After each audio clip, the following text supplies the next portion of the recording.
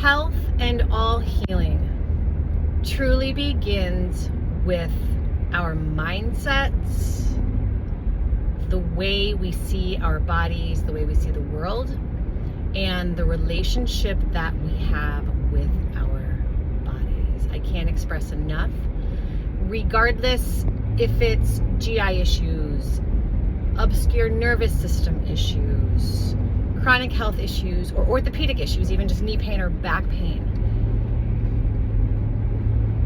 we've got to learn the barometer of our body. We have to know what our body wants and needs. We have to know how far we can push our body before it says, you've pushed me too far.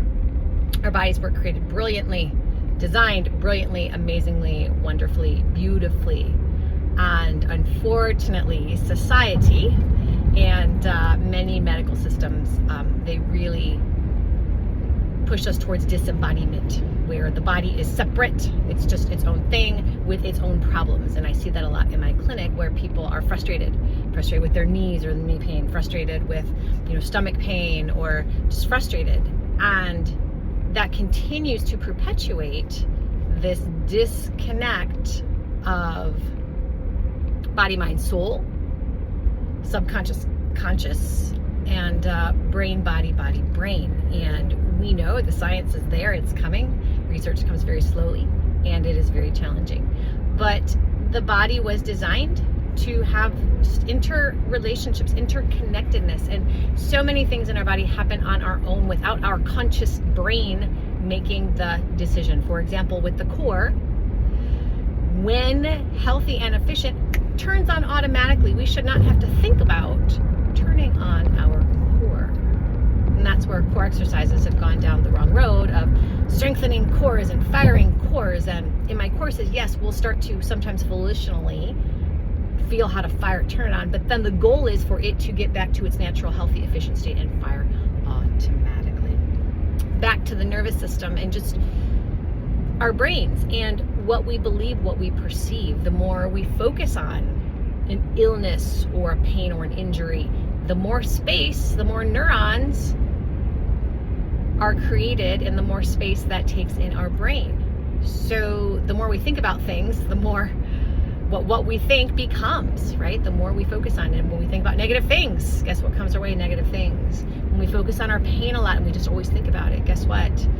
We really develop this relationship with the pain, and it's very hard for the brain to reduce those pathways that have really been connected to pay attention to that, still perpetuating a chronic pain or a chronic health issue.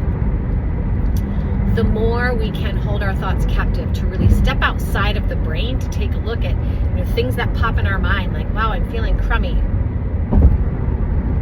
And instead of not knowing what to do about it or being frustrated, learning about our bodies and, well, why? Why am I feeling this way? What did I do yesterday? What's going on? Is there something I need to change? Because my body is brilliant, and it is a barometer of its health. It's a barometer of the balance of our lives in general. And it is very smart, and it will tell you when it needs some help. So the more we can get to know our bodies, develop a relationship, be able to ask the questions of our body, be our own detective as well. A lot of my patients, they really struggle when they come in. Oh, I hurt my back. Well, what'd you do? I don't know. Well, let's unpack it a little further. What were you doing yesterday? Oh, I was painting a ceiling. Oh, do you do that all the time? No. Okay.